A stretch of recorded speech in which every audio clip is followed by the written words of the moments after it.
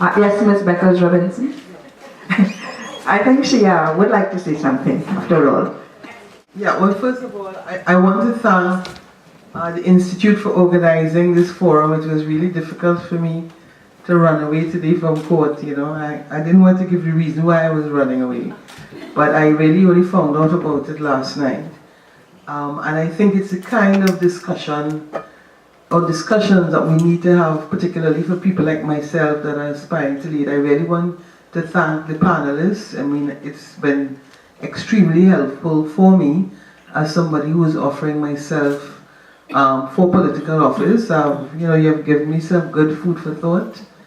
I want to thank Suniti in particular for talking about courage, because it is really courageous to have taken this particular decision, and I recognize the fact that, I mean, the real challenge for me is people who really don't like change. It is so amazing, you know, the fear of change and the consequences. And I mean, I hear a lot of people talking all the time that they're not hearing you on your issues and your policies. I mean, I don't know if any of you have attended any of my meetings, but the truth is that the media doesn't cover you when you talk about policies. I mean, I had a meeting last night and I talked all about what you all raised, but I'm waiting to see what they're going to put. I spoke for an hour and 20 minutes on healthcare, women's issues, gender. I mean, I talked about the 6 things that are of concern to me: crime, health, education, housing, youth and unemployment.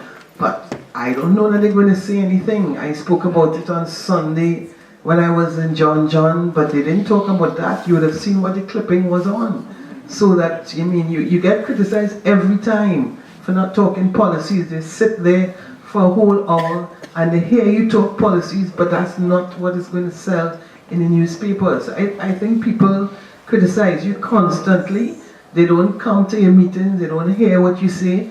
I can't blame you, because all you would see is what the media reports about what is there, which is, you know, the bacchanal part of it, and, you know, the bantering and what the mudslinging. But it appears as though policies really is not what they want to report about. So I have the responsibility, clearly, to find a different avenue to get what I see as critical in terms of my policies and how I would make a difference, you know, in terms of my offer to lead. And I do hope before the 18th that opportunity will be there. I'm going to be I will do a document which I would present within a reasonable time, but you would have the opportunity to look at. Thank you very much.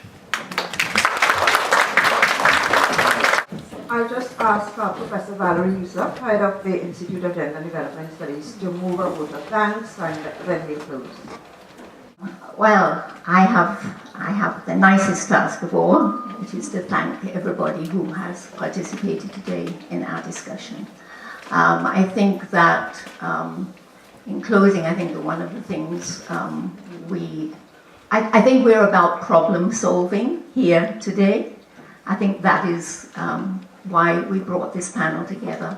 We have a serious problem that we want to solve.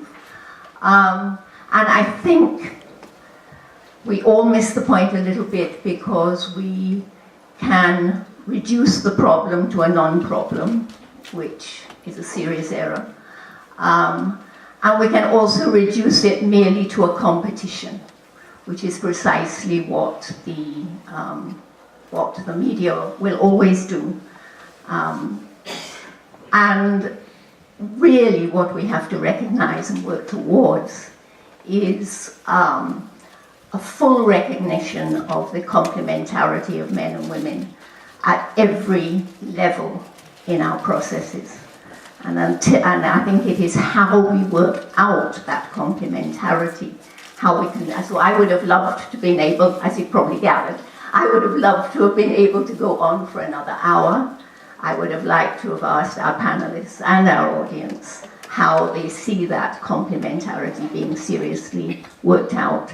And I think that is one of the things that we can go away here from here with. Okay. I want to thank everybody who came. Mrs. Beckles Robinson, again, thank you so much. I think we missed Prof. Reddock somewhere along the line there, and I would like to thank her as Deputy Principal for taking the time to be here this morning. I see Rowida actually been sitting there, and I want to thank her for coming and encourage her to participate in our internal UE processes continuously. I want to thank our panelists, one and all, for your most welcome perspectives, different angles on an issue, but all in their own ways very, very enlightening. To Indira for her chairing so competently.